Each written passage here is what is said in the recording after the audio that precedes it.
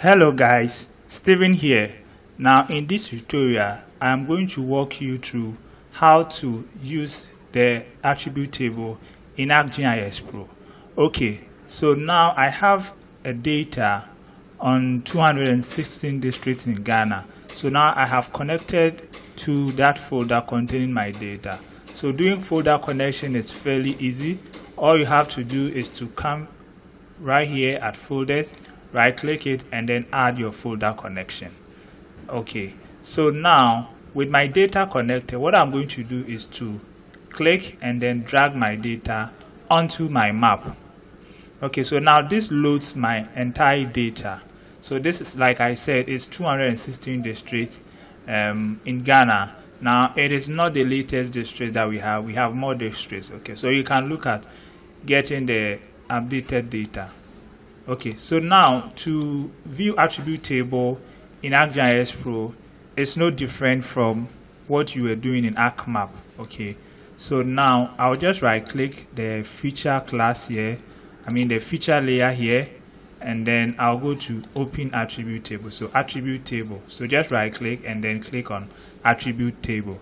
Now the attribute table opens here. Okay, and so what I'll do is that I'll bring my cursor here right under the coordinates, XY coordinates.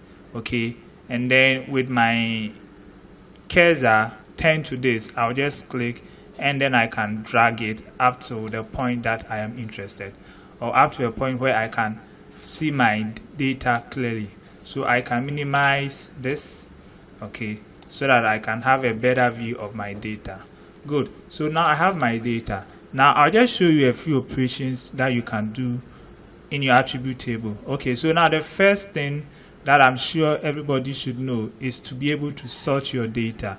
Now you can sort data in almost every spreadsheet data, and you can do the same thing in attribute table in ArcGIS Pro. So I'll just right click my data and I can go to sort ascending. Okay, and then I can also do sort descending. Okay, and then you see this cursor here, it tells me that my data has been sort descending, so I can just alternate through. I think I should be able. Okay, it doesn't really. Okay, yeah, so I have it. Just click it and then it should, let me see. Okay, yeah, you just do a double click, okay, on the icon. So once the icon points up, it tells you your data is sort ascended, and then when you do a double click, it sorts your data descending. Good. So now let's see other thing that I can do. One other thing that I can do is that I can summarize my data. Okay, so I can just right click. Now what I want to do is that out of the 216 districts, I want to know how many districts belong to each of the various 10 regions. Okay, so as it stands now, I'm only working with 10 regions. Now if you get an updated data, you realize that the country now has 16 districts, 16 regions, sorry. Now like I said, this is 216 districts. It's an old data. Okay, so now I can right click and then I can go to summarize. Yes, so I can go to summarize. Now what do I want to summarize? Okay, I want to summarize the regions, the district based on count. Okay, so what I'll do is that I would specify the field which I want to summarize. In this case, I want to summarize districts. Okay, and then I'll have to indicate the statistics type that I'm doing. So I have various options. So I just want to do a count. Okay, so I can click on count, and then I'll ignore this case field here. This is optional.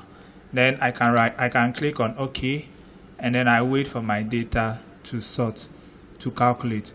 Now I have my table as a standalone, so I can right click and then I can click on open, and it's going to open in the attribute window. Okay, so now I have my district counts, and I can also do the same thing like sorting the data and then all that. Good. So now let's go back to our districts table and then let's see other things that we can do. So I can also hide. Okay, I can hide my data. So I can hide my data, and then so let's see. So I can hide my data, and then I think so I can click on show all fields and I can bring back my data. So other thing that I can do is I can also freeze and unfreeze a field. So now freezing a field, which you have seen in Excel and in other database, is that I want to keep that field visible even as I scroll my data horizontally. Okay, so even if I scroll all my data, I want the region field to be visible. So I can unfreeze my data.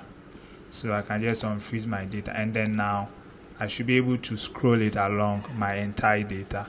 Now let's look at another thing that you can do. Now we are going to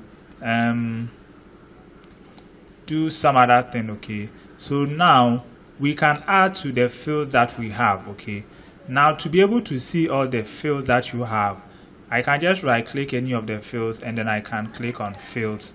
So now it's going to take me to the field view so that I can see all the fields that I want, and I can edit or change anything. Okay, so now it's editable. So now I want to add a new field. Okay, I want to add a new field. So I want to add a field called X. So I want to add an X field or latitude. Sorry, an X field or longitude. So I'll just call it longitude, L-O-N-G. And then I can specify the alias. Okay, can just say longitude. So now the alias is the field name that is shown on your attribute table, whilst the field name is kept in for the system use. So I have longitude, and then I can specify the data type. Now the data type that I want is a double. Okay, because I want my data to be in decimals. Okay, so you can have something like 5 points, so and so, and I can also use floats. Okay, it works either way. Okay, so I can do that, and then I think it's fine. Then I can add another field, and I will call it latitude, LAT for the field name, and then I'll specify latitude for the alias, and then I'll keep my data double. Okay, so I think I should change the longitude to also double. Good. So now I can just click on save, and then it should save my attribute table with the new data field. Now with this done, we are going to look at calculate geometry. Okay, so what we are going to do is that we are going to extract the centroid coordinates for each of the districts, and then we are going to list them in the longitude and then the latitude field. So yes, let's switch back to our Ghana district data, and then we should now see our new data added. Good. So what are we going to do? So we want to calculate geometry. So we want to get the longitude of the centroid and then the latitude of the centroid for each district. So I'll right click longitude, and then I'll go to calculate geometry. Okay, so I'll wait for my window to open. Now what do I want to target? Now I want to target the longitude field. Okay, so this longitude field, and then what do I want to do? I want to calculate the centroid of the x coordinate. So I can do centroid x coordinate or central point x coordinate. So I can just say centroid x coordinate. Okay, and then I would leave the coordinate format same as the input, and then coordinate system I can specify Ghana 216 or current map. Okay, so now that is WGS 1984, and I can click on OK, and then it should give me my longitude field.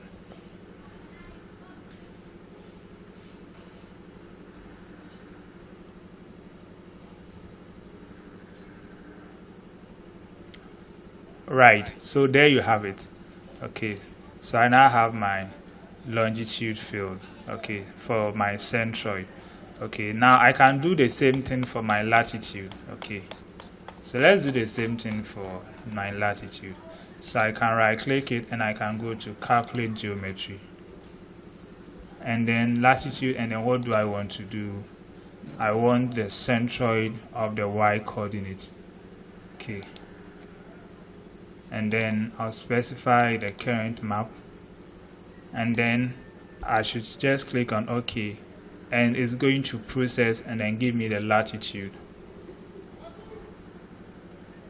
Okay, so there you have it.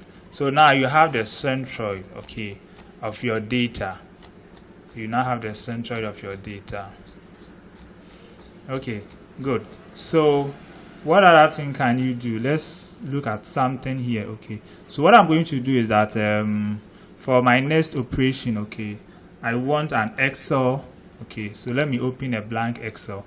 What I'm going to do is that I'm going to show you how to copy some selected rows, okay, and then paste it in an Excel. This is something you couldn't do in ArcMap, but ArcGIS Pro makes it easy, okay, to do that. It's very, very simple. So once my Excel keeps loading, let me just show you how to select. So you can select data here, okay. I can also switch a selection. So switching a selection basically means you want to deselect what you've selected and then select what you didn't select. So like you just reverse the selection. Okay, so I can just switch and then I can clear, I can delete, so I can delete and then I can clear. Okay, so I can clear data. Okay, now let me select something by attribute. Okay, so basically I can select attributes. So what it means is I'm not going to do the normal click and then drag kind of selection. Okay, so what I want to select is I want to select certain rows or values or features that meets a certain selection criteria. So to do that, let me clear. So I'll just go to select by attributes, okay, and then it opens a pop-up. Now what do I want to do? Which selection type? Okay, so now let me leave this. Let me just come to new expression. So I'll click on new expression, and then what I want to do is that I want to select all districts, okay, which has a total population. Okay, district which has a total population which is greater than let's just say 90,000, and then let me apply. Good. So now I have selected 105 districts which have a total population of 90,000, over 90,000. So you can see 15,000, 150,000, 159,000, and then I can click on show selected records just to only see the record that I am interested in.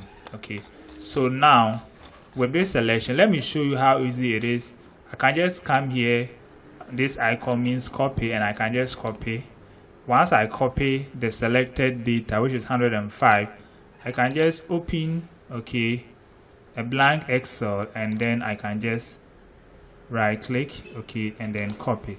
So the data you copied, okay, was copied to clipboard.